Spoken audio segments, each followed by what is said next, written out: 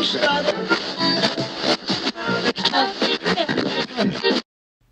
we're going to talk about how the Liberal government has used truth and reconciliation to further the divide and has caused so much more harm instead of actually fixing this wound.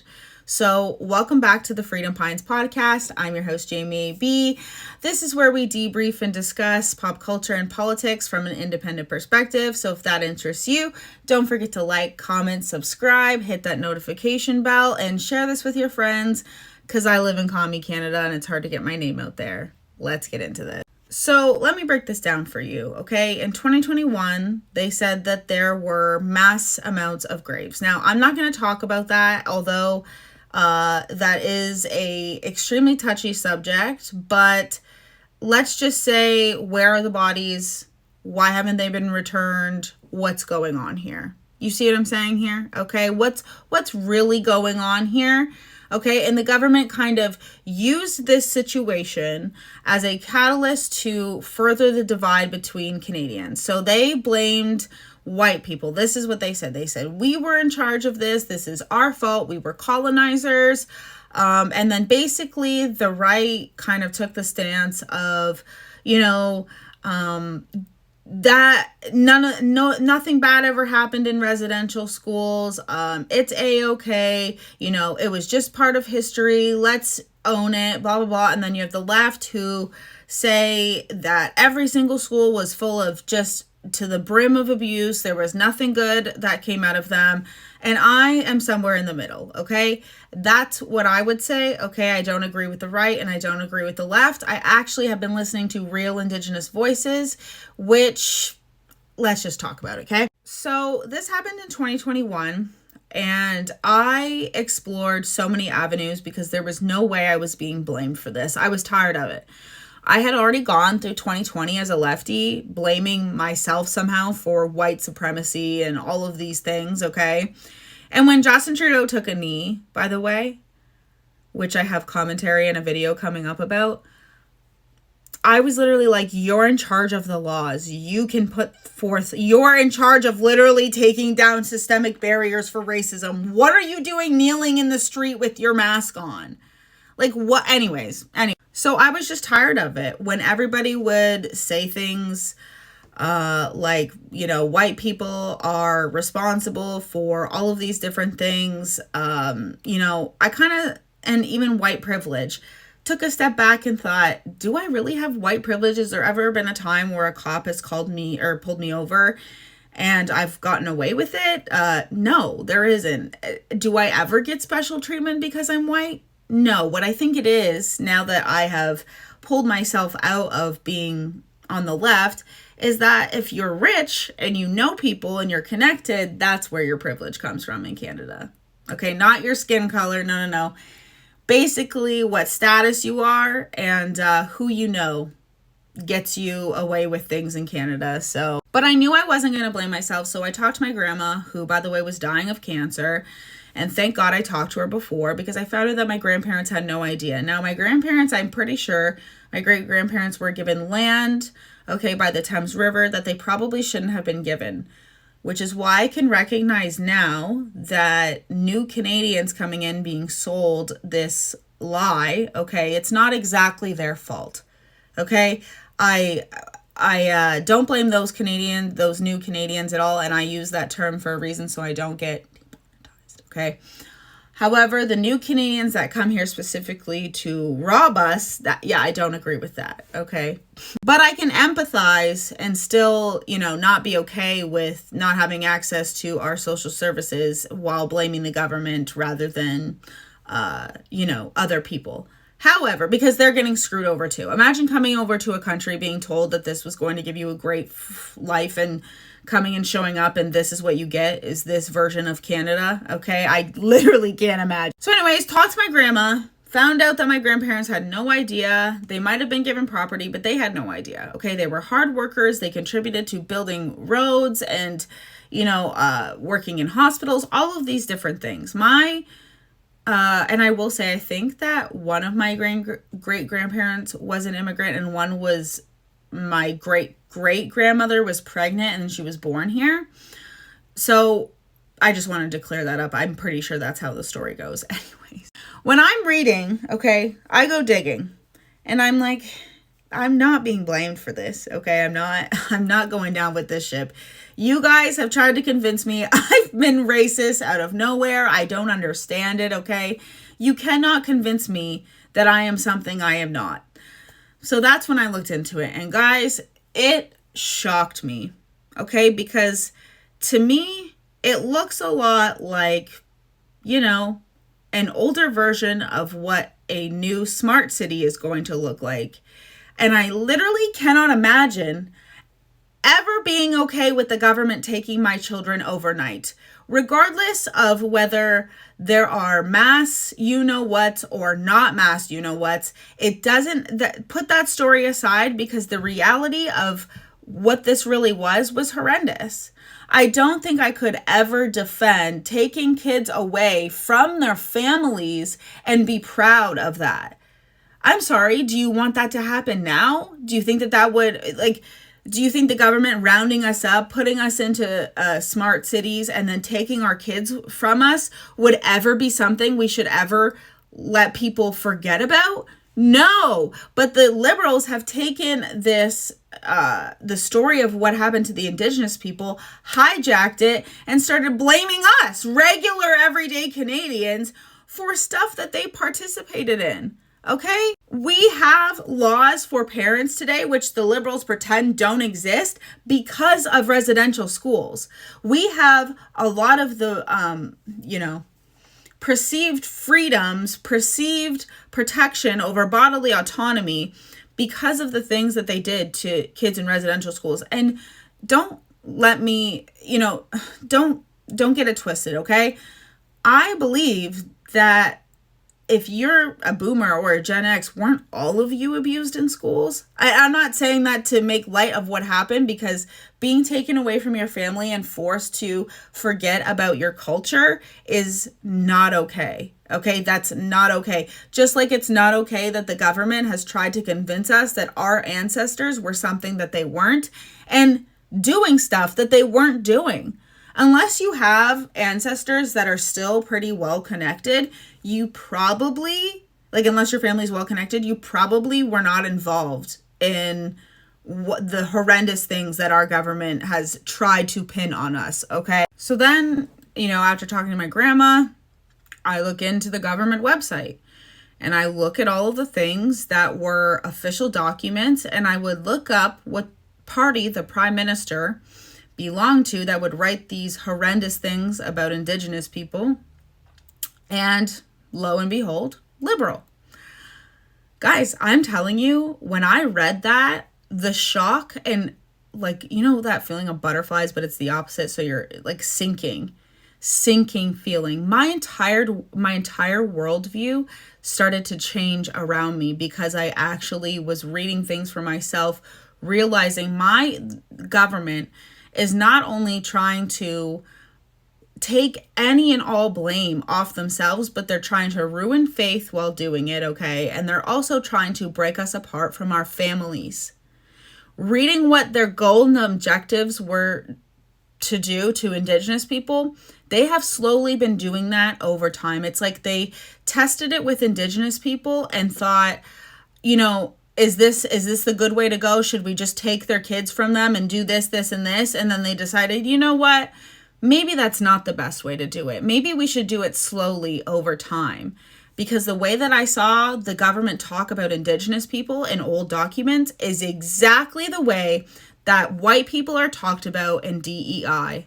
And I'm telling you guys, this entire, my brain just exploded. It exploded, okay? My head exploded because I couldn't believe that history seemed to be repeating itself, as I was somebody who sat in on DEI training in September of 2020 after the Summer of Love. I guess that's what they call it. I don't know why. I remember being told that I was born a certain way. I was born violent. I was born inherently racist. It's, the division is built within me. The violence is built within me.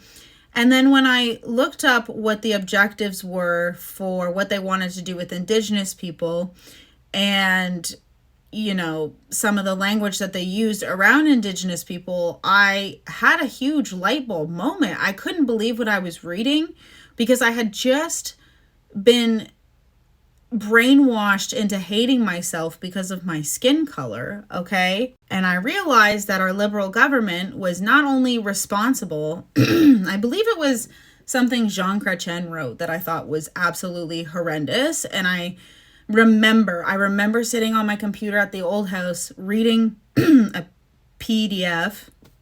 It's funny because I call something else a PDF, but an actual PDF file of this letter and observation of what happened in the residential school. And I couldn't believe how similar it seemed to schools during the Panini Press, okay? I genuinely couldn't believe how similar the schools were ran during that time, okay? And I remember thinking to myself, are people going to say this about me? Are people going to say this about me because I work in the schools during the Panini Press? And despite me trying my best to give these kids a really good year because of the trauma that I knew that they were going through, you know, is everybody going to be looked at? Because we know about the abuse happening in the schools. We know that unions will cover things up in the schools. We know that abuse happens because of DEI. We know that teacher, you know, versus student, student versus teacher, student versus student, that type of abuse happens on a regular basis at schools. So, you know, I appreciated the Indigenous people saying every child matters because they are right. And for some reason, no one has the courage to step up and say, hey, why is there still so much abuse happening in our schools if we've learned from this scenario? I don't know. Like I said, what happened to the Indigenous people looks a lot like what my, you know, conspiracy theory of a smart city and them taking our children to indoctrinate them, that looks like a reality for what Indigenous people went through. And that's when I figured out, oh, our government is capable of doing this before and probably capable of doing it again. And there should be, just like there was a student that was unalived in our school system, and I believe 2023, it was either 2023 or 2024, that should never happen at a school. I don't care. I don't care how many children. Like, obviously I care because people don't deserve to be lied to, and you don't need to exaggerate things to make what happened at these residential schools bad. But I know why they did that, because they wanted to take the heat off of them. Because if these, you know, mass, you know what's happened, okay, they could easily take that blame off of themselves. When realistically, looking at all of what, you know, the prime ministers wrote about Indigenous schools, listening to what MarkCarney, who was a principal at the Indigenous schools, trying to find Indigenous voices to listen to, like they told me to during BLM, and absolutely finding none unless it's ran through the filter of our government or CBC, I could not believe what I was reading. I couldn't believe it. I thought that we voted in the good guy. When I watched America vote in Trump, I remember thinking as a leftist, you know what? I'm not going to pay attention to politics anymore because they all seem to lie. But I remember thinking Canada voted in the good guy and America voted in the bad guy. And I remember at this moment in 2021, reading what it was either Jean Chrétien or another liberal said about the Indigenous people, and then seeing the same thing being said, watching our prime minister doing his little performative take-a-knee stunt at BLM, despite being in charge of the systemic operation that he's saying is so racist that he could literally fix if it's so racist. Okay. Blames us, blames our ancestors. I do not think so. And then I started on TikTok is the only place I have ever been able to find Indigenous voices that are not filtered through CBC. I have found out so much about the way Indigenous people live, how their system is going and working, and the corruption within that system as well. And then we have people like pretending as if our government isn't still deeply in the hands of the corruption within these Indigenous reservations, and we pretend like if we were all thrown in 15-minute cities and they took our kids, that we would be normal and fine and okay. We wouldn't be. And we don't have to wear what our government did, okay? And we don't have to even wear what church did, what the churches and the church's hand that they had in this, okay? We don't have to wear that to even believe in Jesus. Because wrong is wrong. And calling things out is exactly why churches before this had such a steep decline, I would say, because the amount that they focus on the weirdest things, but allow literal abuse to happen within the churches, okay? That's not okay, and that's why people stopped going. But then I see it happening within the LGBTQ plus community, having those books in our classrooms, in our libraries, that are so not appropriate. They're literally cartoon corn, okay? And for some reason, it's applauded by the left. No, you're just as bad as the churches who said nothing about the PDF files that were in those. You're just as bad as them for not speaking out and saying, hey, I don't want this as representation for the LGBT community, okay? I'm sorry, I went off script. I don't have a script, but I went off on a tangent there. But still, I've seen the similarities of how the government treated Indigenous people versus how they're treating us now. And I have found Indigenous people on TikTok who have said this. Have said this looks like what they have done. Didn't you guys think that during the Panini Press, when the first people who got the you-know-what were people who were in jail and Indigenous people, you guys didn't think that was weird? I thought it was weird, judging by what they've done to them in history. And I'm not going to sit here and pretend that nobody was abused in schools. I think a lot of people were. I genuinely do. I think that our schools, while having a lot of benefits, have a lot more learning to do when it comes to, honestly, I think that 90s babies, we had the best time in history to grow up in a public school system because we didn't get beaten, okay? We didn't have physical punishment. You don't need to have physical punishment, okay? And we also didn't get away with doing whatever we wanted. And we weren't convinced that we were racist. Everybody was brought up in unity, okay? We didn't tell white kids that, we didn't send them to a parade and call them colonizers and make them wear different shirts, okay? I'm telling you, the things that our government says about us, unironically, because they are the white people who have all of this privilege and they continuously vote these people in, okay? And listening to Indigenous voices helped me realize, holy crap, bloodlines matter to the elites.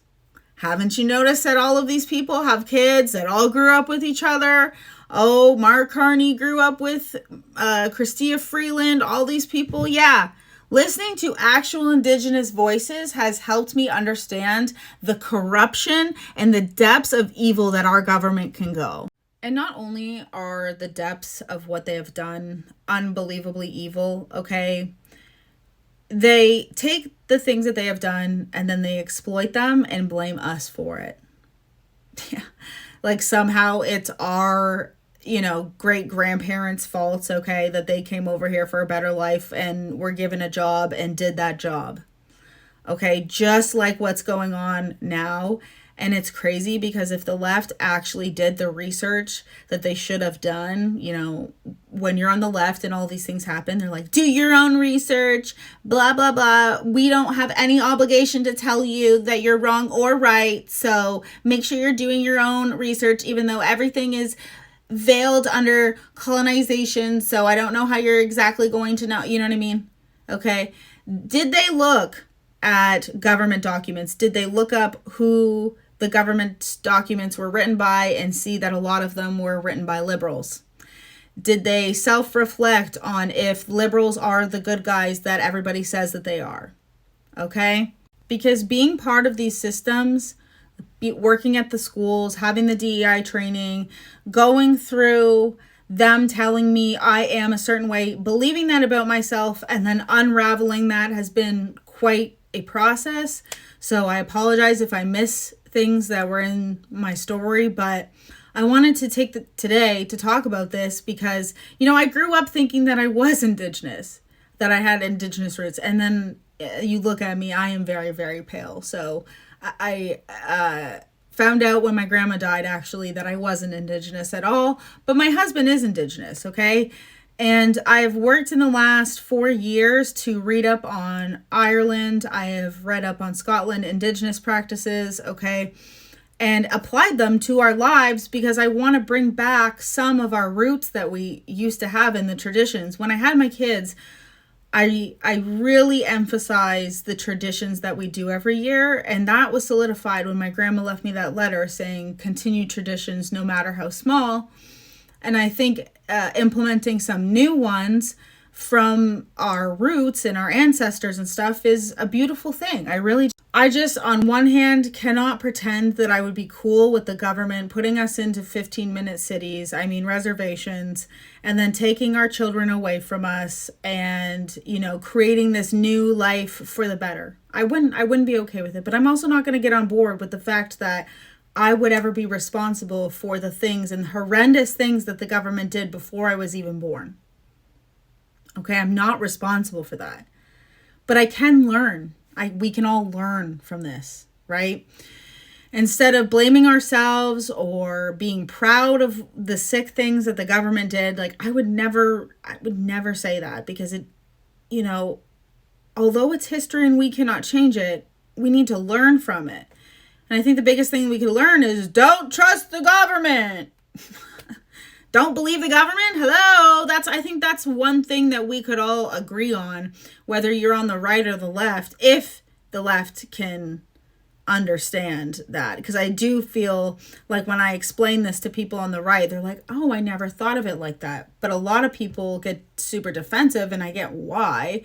But to get defensive and then take ownership of it, I'm like, what? No, we don't want the government to take us and put us into reservations, smart cities. We don't want these things, guys. The only reason I know that our government is actually capable and my fears of this being a conspiracy versus a reality is reading that this happened to them. That solidified this for me. And I gotta say the amount of times I look back in history and see that it's the liberals and not the conservatives is shocking. It's genuinely shocking, okay? And by the way, we've gotten to a point so much where they make us hate ourselves so much that people now brag about being the last in the line of their family history. When one of the things I learned the most from studying Indigenous culture and their practices was their sacredity for life. They very much value life. They value their families, their tribes, their traditions, and I very much appreciate that. And I think that our government and society in general has done a good job at dividing us within our families, specifically in the last 10 years, because I don't remember it happening before, but I remember from 10 years ago on, the division started within families. And just seeing the similarities and seeing the lack of value for human life, even on the left right now, it's so concerning. Seeing them love the things that they call colonized, they praise Western medicine, although that's the most colonizer thing that you can do. You know what I mean? That's not listening to herbal medicine and allowing our government to ride over the fact that Indigenous people use plants as medicine and stuff like that. It's shocking to me. It's shocking to me how the government really has had, and even CBC's role in this. It's terrifying They've done a good job at demonizing the you-know-what, any person who votes conservative. They've done a good job at pushing, this racism thing, while at the same time being racist themselves, allegedly, and also only usually having white people on their shows. You can't make it up, guys. So anyways, I hope you guys like this video. I know I was kind of ranting at the end, but there's just so many strings of connected thoughts when it comes to how much damage our government truly has done. And I want you guys to know, you don't have to feel guilty, but it is important to learn about history. It's important to learn what our government is capable of and not blame ourselves, but also recognize that it's wrong. Because no matter, nobody, even in 2024, a student died in our schools. That should never happen. It should never happen. Whatever the number was, it shouldn't have happened. Okay, you shouldn't have never been able to take kids to a school that was overnight, cut their hair, change their clothes, change their culture, tell them that their culture was bad, all of these different things, because if you cannot see the irony of that, then I don't know what to tell you. I don't know what to tell you. They should have been, our government should not have been and people say, well, what's your solution? I don't know, but blame the government, not us. Blame the government. What would be the solution? I don't know. Maybe work together more. Don't take their kids. I don't know. Work out a deal maybe. Anyways. And don't think the irony is not lost on me. Okay. That people say those things on the right about, those things, but then complain about 15-minute cities and the school systems and stuff like that. I'm like, guys, let's just agree that the government's evil, okay? Okay. Let's see beyond the division and see what we can come together on, and that is that the government is evil, okay? And the government was they were the ones that implemented this. Anyways, I'm going to make a video about Candace Owens, and something to note there is I have my eye on Candace Owens because she is very much for the Catholic Church. And how do I know that the Catholic Church is the original government? Because of my studies into the Indigenous people. So I just gotta say, maybe the Catholic Church, I don't know, has something to gain by Candace being a very prominent voice right now. I don't know, allegedly, maybe. I don't actually know that. I was just saying that. So anyways, nice little conspiracy for you guys at the end there. But I will see you guys tomorrow. And let me know what you guys think. Did you guys do this unpacking? Have you guys ever been subjected to DEI training? If you have been, let me know where you work if you feel comfortable with that. I worked in the school, so obviously social line, blah, blah, blah. So yeah, let me know. And I will see you guys today or tomorrow. Bye.